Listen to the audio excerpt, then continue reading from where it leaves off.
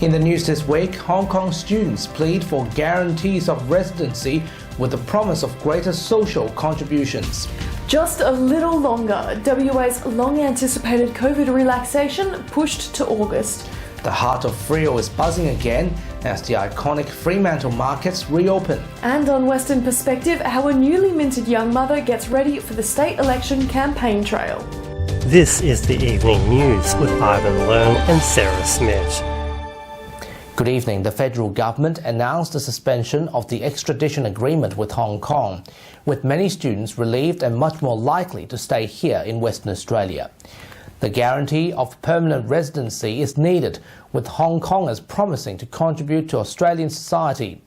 Political experts speculate if residency in Australia was granted, it would further annoy China. Taylor Hannah begins our coverage.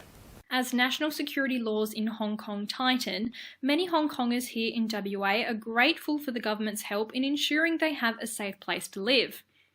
Sunny Cheng from the Association of Hong Kongers in WA explained the new national security laws were created to suppress their right to freedom of speech and freedom of protest. We'll be very grateful if we have a guarantee to permanent residency, but I would say this is kind of a diplomatic level matter, so we cannot demand the Australian government to guarantee anything for us. We still need to earn our permanent residency. He said the Hong Kong community in WA are fearful of returning to their home country and urged the Australian government to consider guaranteed permanent residency. I know the statement only say that there's a pathway to permanent residency, but there's not a guarantee. And I do believe that there will be certain conditions that the Hong Kong students still need to make before they can become permanent resident. Political expert Dr. Ian Cook believes many students will uptake the 5-year visa extension, as going back to Hong Kong would be a very difficult thing to do at this time of uncertainty. A guarantee of permanent residency would take it to another level. It's not going to be an easy thing for an Australian government to do, but I think it's the right thing to do. Okay. You know, in part because we know the Chinese government is active in Australia as well as in Hong Kong, and that, so I think that if I was in their positions, I guess I'd just stay pretty quiet. I'd just wait and see what's happened.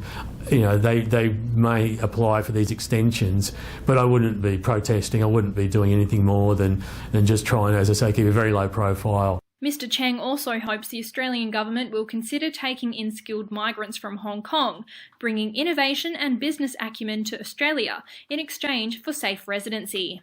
Consider whether or not to offer some visas to capable people in Hong Kong to allow them to bring the skills and knowledge to Australia. Taylor Hannah, WA Men News. This week, as WA's transition to the highly anticipated Phase 5 restrictions were pushed back, Premier Mark McGowan said the state cannot afford to continue taking the current number of international arrivals. But some West Aussies returning home from overseas are unhappy that they may be asked to carry the financial burden of a mandatory hotel quarantine. Helene Fong reports. As COVID-19 case numbers explode in Victoria, WA Premier Mark McGowan this week announced that Phase 5 restrictions have been postponed until August 1st. We've decided to be extra cautious here. I wish we could move to the next phase. I really do. But a slight delay is a responsible and sensible decision to make.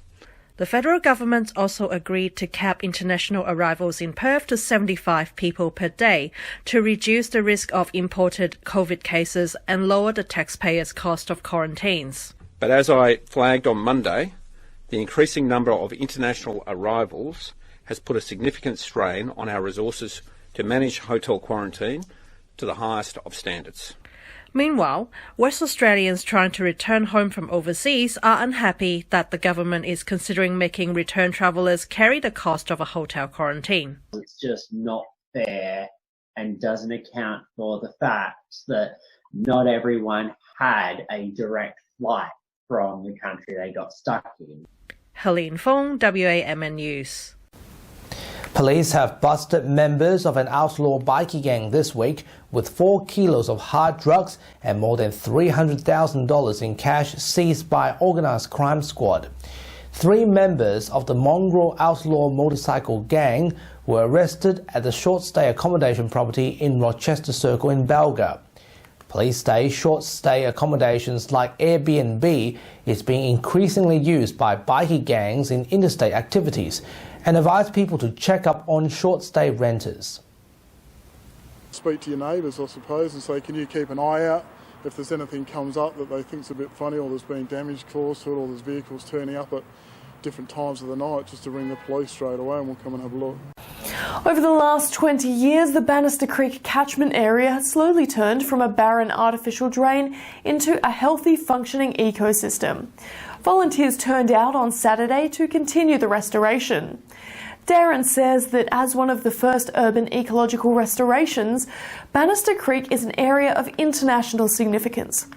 With a little TLC, the creek has become a community hub. It was thought as an impossible task before, but now because of all the collaboration that we've done through NGOs, local governments, state governments, and even a bit of a help from the federal government as well, to make it into a thing that everybody can be happy and proud of as well. There's a creek now that everybody within the resident knows about, and it will be a place that we would like to share to any new communities and new school groups to show that living stream is possible. Fremantle Market has opened their doors once again after closing during the coronavirus pandemic. Fremantle Mayor Brad Pettit says it's great to be back and see so many people embracing the reopening. There are no restrictions on how many people can visit. However, social distancing is encouraged, with a 1 person per 2 square metre rule is to be upheld. As Stage 5 restrictions were pushed back to a tentative August 1st, the markets will remain open as they currently are, with the markets operating safely and abiding by current restrictions. This feels like, hopefully, the beginning of as Freo can rebuild post-COVID. But, of course, we all know there's a long way to go on that yet. Democratic presidential candidate Joe Biden has challenged Donald Trump by unveiling his $700 billion economic plan, with an aim to rescue the American economy by spending on manufacturing and technology to create a jobs boom. However, the Trump campaign has hit back, saying Biden's plan would cause a catastrophe in America. The coronavirus has caused millions of job losses and more than 130,000 deaths in the US. The World Health Organization will send 2 experts to China in an attempt to discover the source of the coronavirus. The investigation will last for 2 days, with animal health and influenza experts trying to determine how the virus spread from animals into humans. The independent investigative team will evaluate international responses on the coronavirus, with a preliminary report to be compiled by November and a full report presented in May next year. A young filmmaker from Perth is digging into an uniquely Australian mystery, the legend of Yowies. Serena Cockrell first became interested in Yowies when she stumbled across an internet forum for Yowie hunters. Amber in the Bush, Australia's Bigfoot mystery, is coming out in September and pulled together eyewitness accounts and Indigenous legends to uncover the truth behind the cryptid. What a Yowie is, technically, is essentially Australian Bigfoot.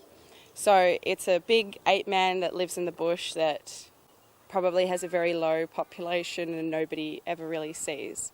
And I just found a whole array of people who were so invested in the concept of a Yowie, and I think I'm more interested in the people who are interested in them. And that's our weekly news and current affairs. We have the latest news on our website and social media pages. No matter where you're watching, please take care and have a pleasant evening. Good night.